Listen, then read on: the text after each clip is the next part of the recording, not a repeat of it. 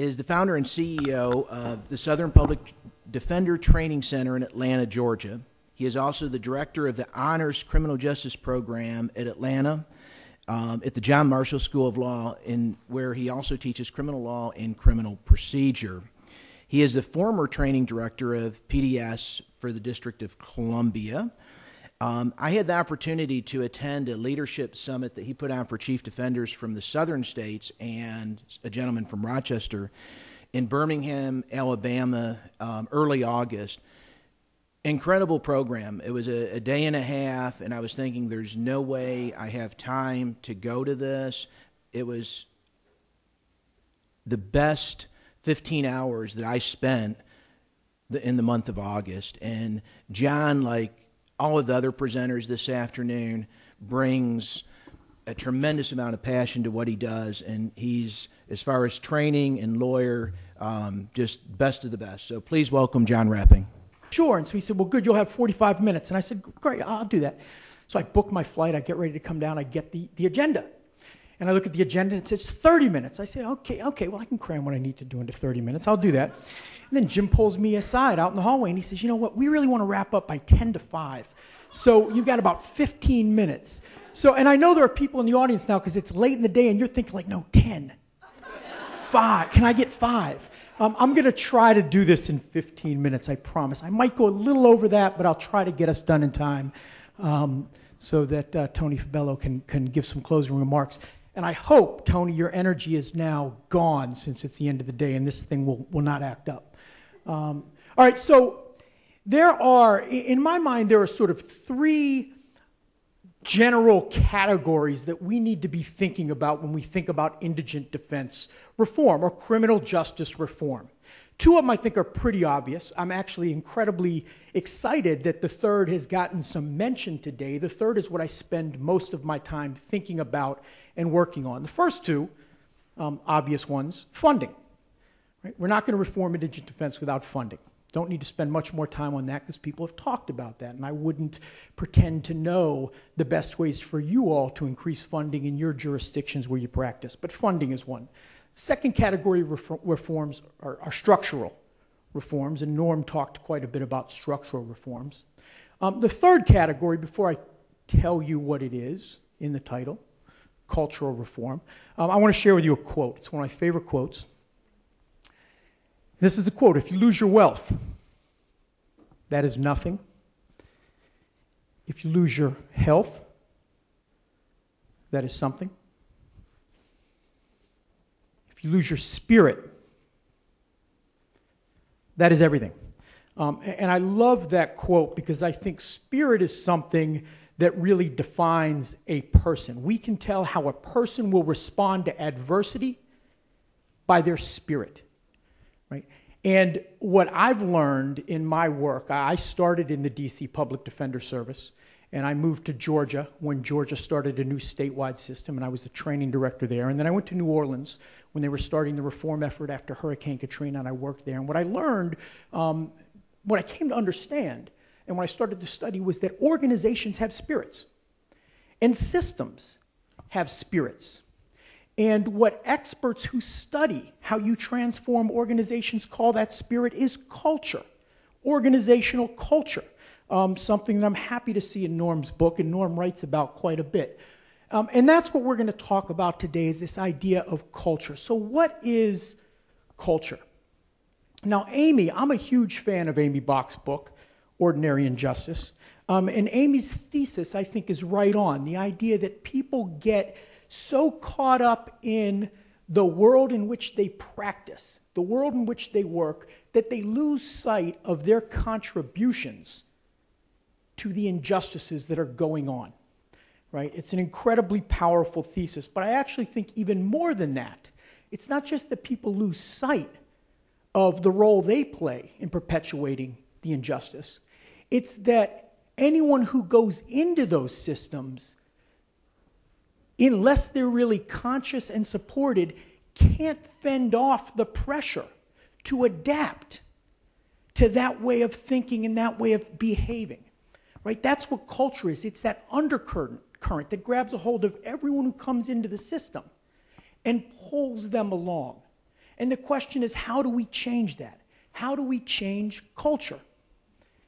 And it's going to be up to the people in this room to do that in Texas. It's up to those of us who do this work across the country to do that in New York, in Michigan, in Georgia, and Louisiana. And as I started reading up on experts who talk about organizational culture, I learned that really culture is driven by values. And so I'm going to put in a very quick nutshell what experts in business management say about changing culture. And they say this: first, you have to identify leaders. Leaders drive culture change, and they do it by identifying a value set consistent with the world they want to see. So step one, you've got to identify values, right? Values that are consistent with the world you want to see. Step two, the leaders have to figure out how to get the people they work with to embrace those values and to act consistently with them.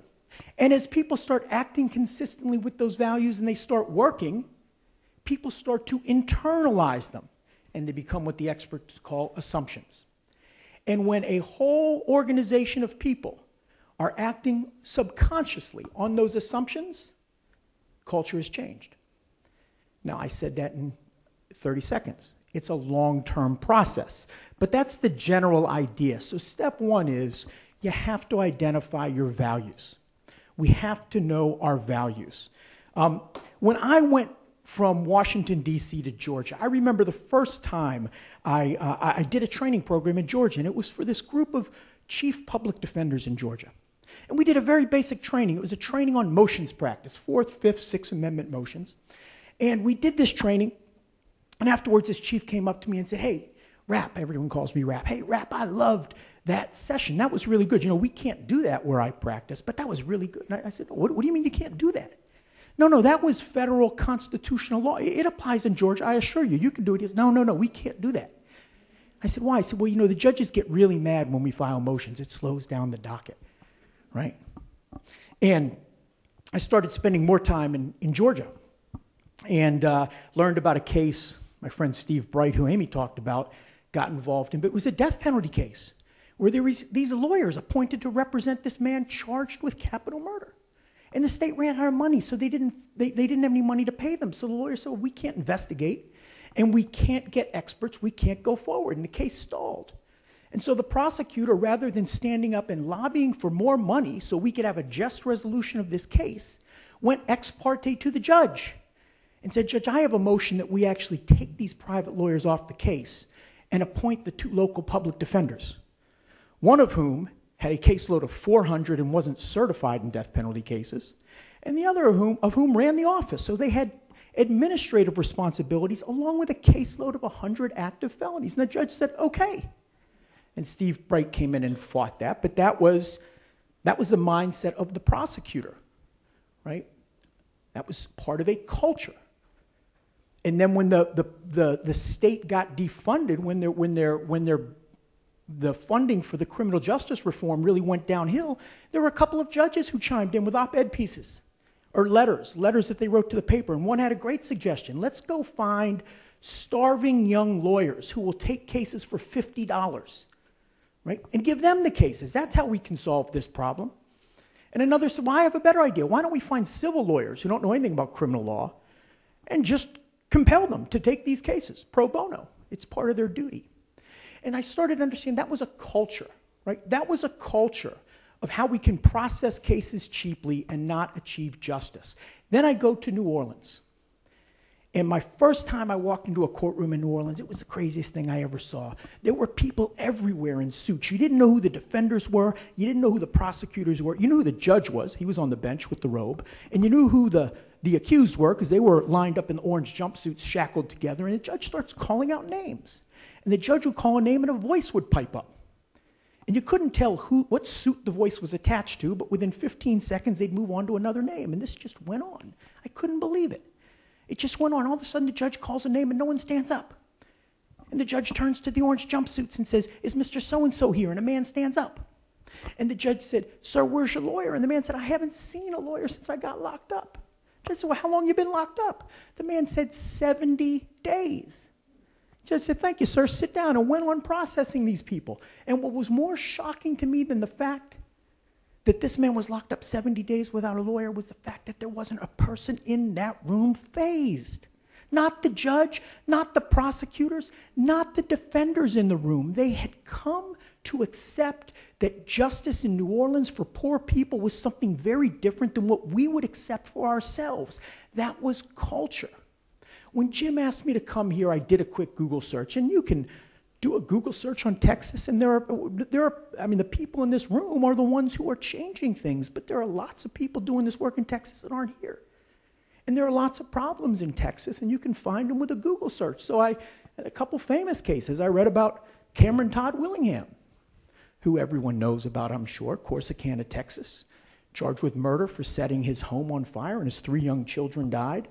And the primary evidence against him were some arson experts who said the cause of fire was arson. He intentionally set the fire, and he's convicted and sentenced to die.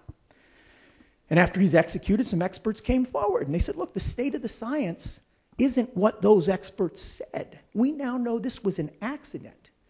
Texas very likely executed an innocent man, but there were some defenders of what happened back then. Among them, who?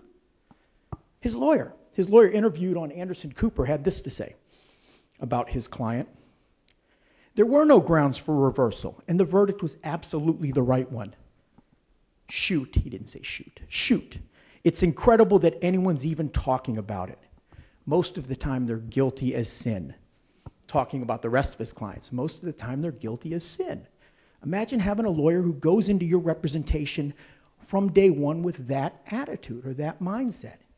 So there are defenders who buy into this culture that poor people charged with crimes aren't worthy of the kind of representation and respect as people who might pay them. I then found out about a story about coming out of Dallas County. And this was a 2008 article, and I know that now these numbers have changed, but in 2008 in Texas, there were 45 wrongful convictions where the state paid compensation. It's now up to 74. But in this 2008 article, of the 45 wrongful convictions, 22 of them were based at least largely on the fact that prosecutors hid Brady evidence. Right? What were the values driving prosecutors to hide Brady evidence? You go back to 1935, the Supreme Court case of United States versus Berger says the duty of the prosecutor is to secure justice, not to convict.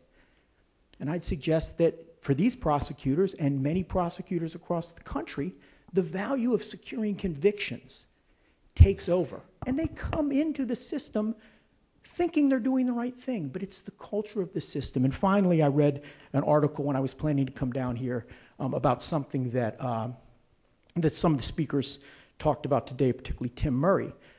It was from a county in Texas where there was an op-ed piece that said that the judges in that county, and this was a couple years ago, the judges in that county had been systematically setting very high bails based on the offense without any regard for characteristics of the individual or whether or not they had the ability to pay, and that this was leading to an overcrowding problem. But the problem was bigger than that. These folks were then held on bonds they couldn't make. Knowing this, the prosecutors would then come and offer pleas. And it's this one-day plea that you all were talking about. I've heard people call them exploding pleas. If you take the plea today, you'll get out.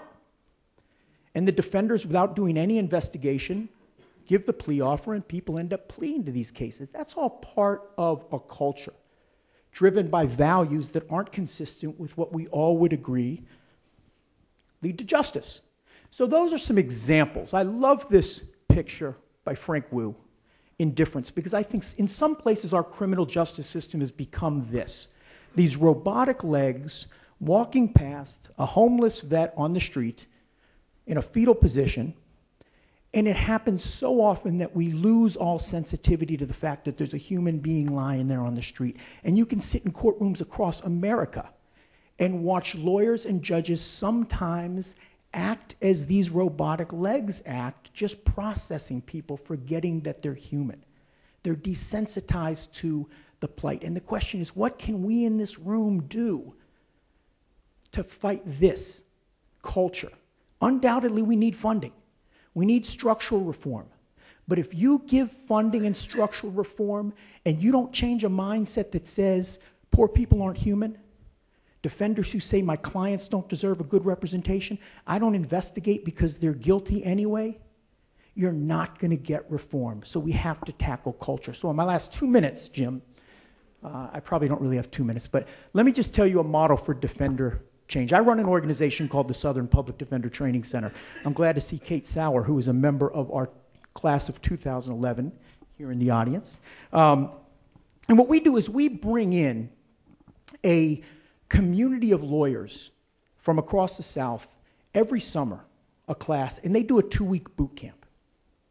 And after that boot camp, they go back to their offices and they're given a mentor, and they're connected by what I call Facebook for public defenders so they can communicate. And they come back for 3 years, every 6 months for follow-up training and leadership and community building so they can continue to be change agents in their jurisdictions. That's the idea behind the program. It's building a generation of lawyers who aren't Robert Surensees, right? Who aren't these folks who change. And I think you absolutely need leadership, and you need seasoned lawyers. But what experts who study cultural transformation tell us is that it can be hard to change people who have been doing it a certain way for a long time, and there can be resistance to change. So our philosophy is get them while they're young, get them while they're new. And so we've identified values. All right, the values that we've identified, among others, are loyalty to the client, being an advocate for the client's interests, not thinking you know what's best for the client, being prepared, thorough, research, investigation, and communicating with your client. Those are some of the values. And we begin to change, we begin to build this community of lawyers by first, we look for offices that have leaders who share these values and share this vision. Is Lynn Richardson here? I've been looking forward to meeting you. So Lynn sent us a lawyer as well a couple of years ago. I've never met Lynn in person, but we've talked on the phone and emailed. So we look for leaders who share that vision. And they send lawyers. We then look for lawyers, young lawyers who are at the beginning of their careers who embrace these values. We put them through a training program that doesn't just teach skills and law, but it teaches values. One of the hypos that was thrown out during the panel about what do you do when you get an exploding plea offer and you know you can't do what you're ethically obligated to do, but your client's going to lose it that day. That's a hypo that we literally had the lawyers work through this summer, right? How do you deal with these ethical challenges? Because you're not going to change things overnight. That's going to be a reality. How do you do that in a way that is client-centered and cognizant of the fact that it's not consistent with justice? And then follow-up mentoring. Community is important because some of these lawyers are isolated. And so they have a community of people across the South that they can reach out to support them when they're getting that feeling like, you know, maybe I am supposed to process 20 people today. And everyone in the system is saying, yes, you are, yes, you are. They can pick up the phone and people say, no, that's not right. Remember what we've always talked about. I'll tell you, we started with 2 offices, 16 lawyers in 2007, and we've put close to 200 lawyers through this program across 12 states. 27 offices, that's 27 leaders who are people like the people that Jim saw this summer. And finally, leadership development. So we've graduated 2 classes and we now just got some funding to start putting them through leadership development to teach them to be mentors and trainers and develop into leaders. What I wanted to do, but we're not going to have time to do, is to use the model in other contexts. All right. So, but I ask you to do this as homework. You didn't think you'd have homework, and quite frankly, I'm not going to check it, so you probably won't do it. But this is what I ask you to do. For those of you who aren't public defenders, indigent defenders, for those of you who are judges or court administrators, probation officers, think to yourself, what are the values that are important for my organization to be all it needs to be in a just world? And write them out. I would even say hang them on the wall and don't ever forget them. And every day when you come across a dilemma that questions whether you're consistent with those values, use them as a check and say, am I handling this in a way consistent with these values, or am I being driven by some other force? And if you do that, right, I think that you can start to at least not lose sight of those values. So the last thing I want to share with you is this. Some of you are going to be more successful at transformation than others. Some of you will be able to drive change more quickly than others. That's part of the challenge. But the other part of the challenge in the really difficult jurisdictions is not giving in to the culture, right? Is not becoming Robert Sorensen. So I want to leave you with this story. It's a story from the Talmud. And it's about a just man who came to Sodom. And he came to Sodom preaching. He tried to save the people from sin and from punishment. And he preached against theft and greed and indifference. And at first, people would look at this man and sort of smile. But as he preached, nothing changed. Right? Things were just as bad. The killers kept killing. And he would preach day and night. And after a while, the smiles turned to laughter, and people would ridicule this old man. And one day, a young child came up to this old man and said, "Old man, you walk around town preaching and yelling and shouting and screaming, and no one's listening. Don't you see it doesn't make a difference?" And the old man said, "Yes, child, I do see that." And he said, "Well, then, old man, why do you do that?" And he said, "I'll tell you, child. When I first started doing this, I yelled and screamed because I thought I could change the world. I now realize I can't change the world by myself, but if I yell and I scream, it's to keep the world from changing me. And if nothing else, that's what we can do every day." Thank you all so much for giving me 25 minutes.